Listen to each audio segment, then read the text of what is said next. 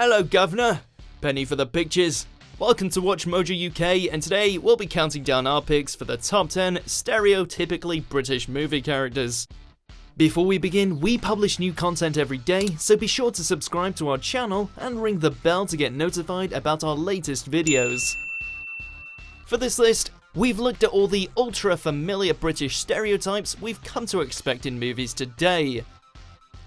Number 10, self-important snob. What's the matter, Potter? Bit beyond your reach?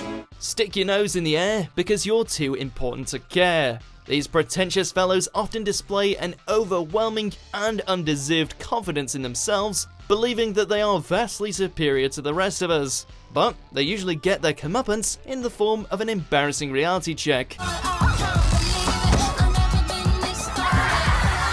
They're often cast as the bad guys in Hollywood, but it's a mistake to think that they're all evil masterminds, when sometimes all they need is a level-headed friend. Right. Crikey.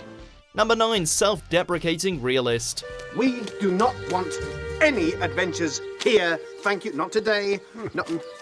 I suggest you try over the hill or across the water. A stereotype seen in nearly every character Martin Freeman has ever played, and every interview Martin Freeman has ever given, this person is by no means a pushover, and they're fully stocked with sarcastic comments for almost every occasion. I say that's an extraordinary proposition. But they're not after golden glory, as all they really want is a stress-free and relaxing environment in which to while away their days, without the hustle, bustle, and busyness of life getting in the way. Is that really so much to ask? Are you gonna get up now? Yeah, sorry, yeah. Number 8, raging alcoholic. 2 large gins, 2 pints of cider. I've seen the cider. With Nail may demand booze, but Trainspotting's Begbie is the one throwing a beer glass and kicking a stranger right where it hurts. The Brits are famous for their pub and club culture, thanks in large part to various film characters at various stages of drunkenness. And these folk come in many forms. There's the paralytic partygoer, the loud and obnoxious bar fight starter, and the not-so-social drinker who downs way too much, way too soon, and spends most of their time looking for somewhere to be sick. Pisshead. Number 7, unpredictable eccentric. You really won't shave it off? Oh, I can't, my duck. Prone to wild gestures, long speeches, and bizarre decisions, these exuberant misfits are always fun and exciting to watch. They perfectly encapsulate the British fascination with the odd and peculiar, and they're usually found in a mentor or companion role to a far more conventional, relatable character. There are still a few examples of this Mad Hatter taking center stage though, and they always have something inventive up their sleeves. If it's crazy, kooky, brilliant, or balmy, and it's quintessentially British. I'm not going out with you dressed like that. Number 6, passive-aggressive everyman. What is it like being stabbed? It was the single most painful experience of my life. Avoiding direct confrontation, but adopting an unwillingness to change, this attitude frequently features in Edgar Wright's Cornetto trilogy. These characters are similar to the self-deprecating realist, but where the realist may drag down the mood with a snide comment or two, the everyman's response is honest, down to earth, sometimes pretty brutal, and unintentionally hilarious. Take a seat, please. Anywhere? And their opinions aren't centered on what's wrong with themselves, but on what's wrong with everyone else. This bitch got claws, British style. Go on, it'll be easy peasy lemon squeezy. No, it won't. It will be difficult, lemon difficult. That is what it will be. Number 5, English Rose. You're too proud, Mr. Darcy. And would you consider pride a fault or a virtue? When Jane Austen wrote, "We are all fools in love," she was definitely referring to this angelic archetype. The English Rose is dainty and beautiful. She's usually hoping for more fulfilling and interesting times than her typically tepid existence provides, and she's often found swooning over some handsome but somehow out of reach fella. Good morning, Anne. Good morning, Your Grace. It's not all sexist stereotyping though. Modern interpretations have included men in this role, And we've also seen women take on a more independent and self-assured attitude. Elizabeth Bennet still sets the blueprint though.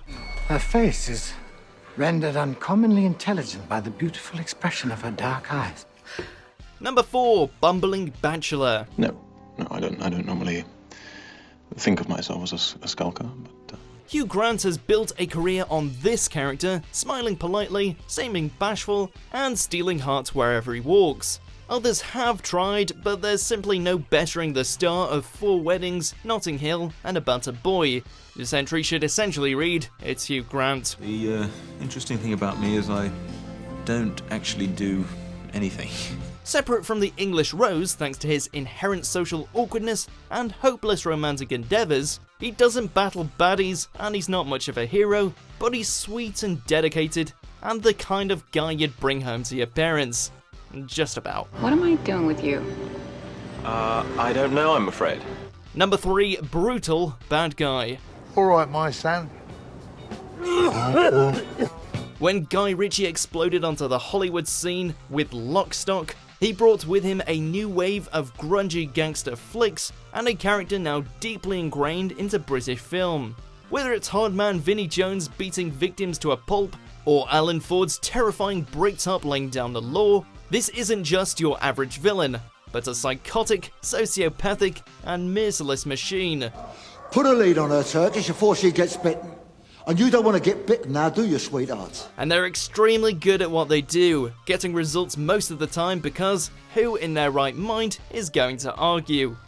Is your middle name Ungrateful or what? Ain't you got nothing to say? Number 2, Try Hard Gangster. This doesn't look good.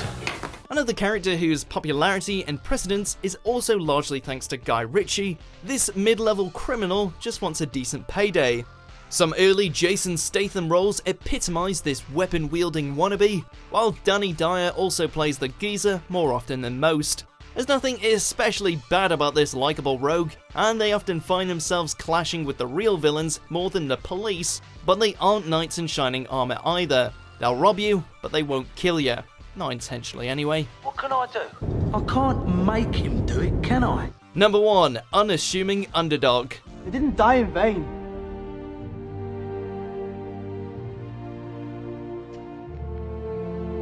But you will. Neville Longbottom making a stand, Sam Gamgee climbing a mountain, James Bowen busking with his cat, and Robert Carlyle taking off his kilt. Whether they're a supporting role which steals the limelight, or they're a good-hearted soul who's down on their luck, these are the ultimate feel-good characters. Embodying a can-do spirit while staying humble, the modest underdog in a difficult position reveals qualities we can all admire and every Brit can be proud of. They're not big, they're not brash, but they are brilliant. I'm taking a shortcut before.